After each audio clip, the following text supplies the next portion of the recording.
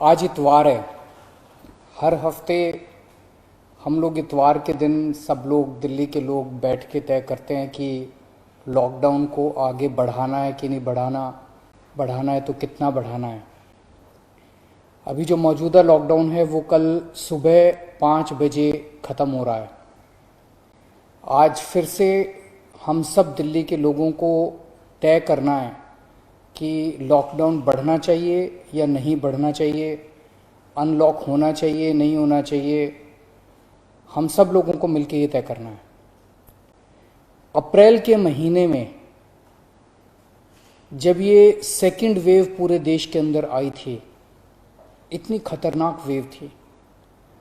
दिल्ली सबसे पहला राज्य था जिसने, हम सब लोगों ने ये देखा कि ये वेव बहुत खतरनाक है और सबसे पहले लॉकडाउन देश के अंदर दिल्ली में लगाया गया। उस वक्त ऐसा लग रहा था जब ये वेव आई थी और इतनी तेजी से केसेस बढ़ रहे थे कि पता नहीं ये वेव कितने दिन चलेगी, इस वेव से जीत पाएंगे नहीं जीत पाएंगे, कैसे होगा, क्या क्या होगा। लेकिन एक महीने के अंदर 20 अप्रैल को हम लोगों ने लॉकडाउन लगाया था। लगभग एक महीने के अंदर आप सब लोगों के, दिल्ली के लोगों के अनुशासन और दिल्ली के लोगों की मेहनत और संघर्ष की वजह से आज कोरोना की ये वेव, जो कि सबसे खतरनाक थी अभी तक, ये कमज़ोर होती नज़र आ रही है। मैं ये नहीं कहूँगा कि हमने युद्ध जीत लिया है, अभी काफ़ी बाकी है, लेकिन अब हम, ऐसा लग रहा है कि इसके ऊपर काबू पाते हुए नज़र आ रहे हैं। अप्रैल के महीने में एक दिन ऐसा आया था जब संक्रमण दर 36% पहुंच गई थी। यानी कि 100 लोगों की हम टेस्टिंग करते थे तो 36 लोग उसमें पॉजिटिव मिलते थे। पिछले 24 घंटे का मैं आपको आंकड़ा बताऊं तो ये संक्रमण दर 2.5% के भी नीचे चली गई है। यानी कि अब 100 लोगों की हम टेस्टिंग करते हैं तो उसमें 2.5 लोग संक्रमित पाए जाते हैं और 97.5 लोग ठीक पाए जाते हैं। इसका मतलब संक्रमण काफी कम हो गया दिल्ली के अंदर।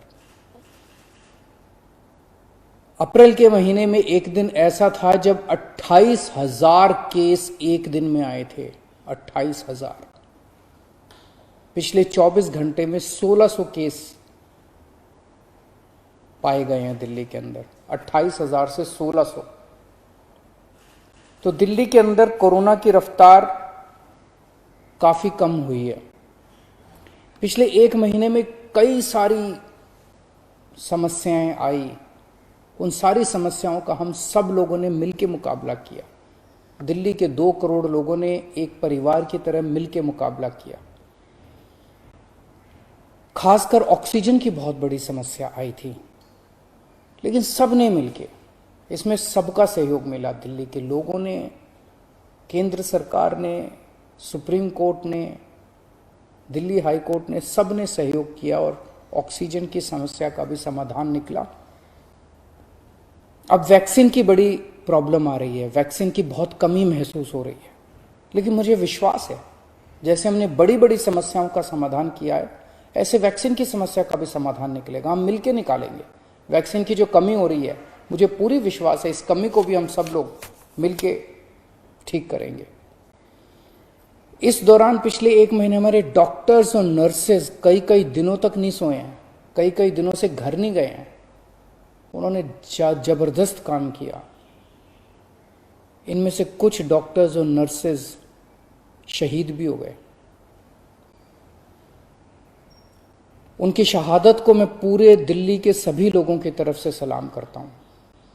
हम कर्जदार हैं उनके, उनका कर्ज हम नहीं चुकता कर सकते, लेकिन फिर भी दिल्ली सरकार उनके परिवार को मदद करने के लिए 1-1 करोड़ रुपए की राशि देती है।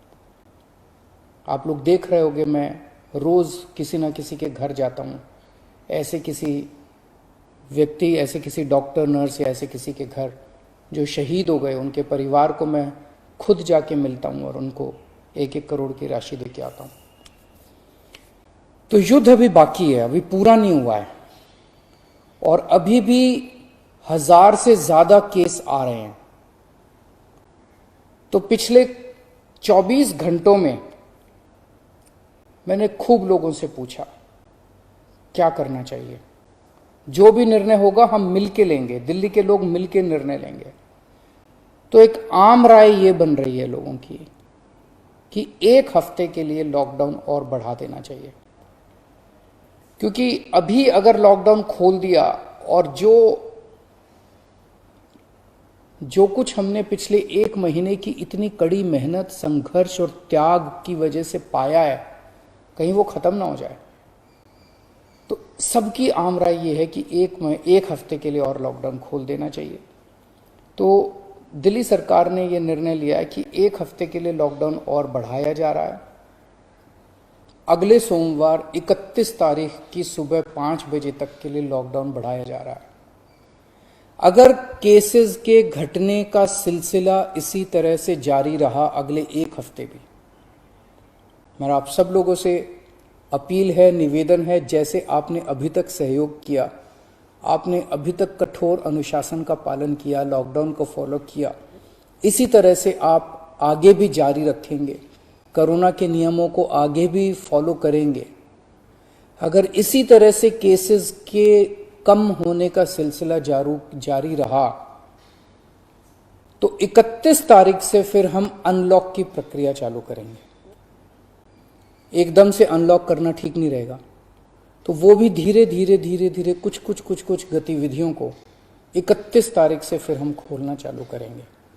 लेकिन अभी सबकी राय के मुताबिक, मैं दिल्ली के लोगों की राय के मुताबिक 1 हफ्ते के लिए हम लोग लॉकडाउन और बढ़ाने जा रहे हैं।